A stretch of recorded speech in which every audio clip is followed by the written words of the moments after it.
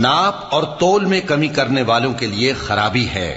جو لوگوں سے ناپ کر لیں تو پورا لیں، اور جب ان کو ناپ کر یا تول کر دیں تو کم دیں۔ کیا یہ لوگ یہ نہیں خیال کرتے کہ اٹھائے بھی جائیں گے؟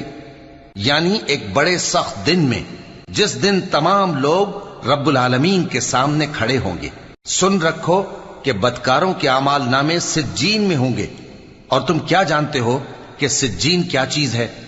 ایک دفتر ہے لکھا ہوا، اس دن جھٹلانے والوں کے لیے خرابی ہے، یعنی جو انصاف کے دن کو جھٹلاتی ہیں، اور اس کو جھٹلاتا وہی ہے جو حد سے نکل جانے والا گناہگار ہے۔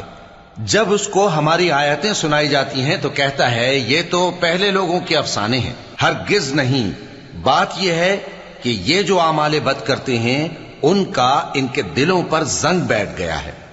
بے شک یہ لوگ اس روز اپنے پروردگار کے دیدار سے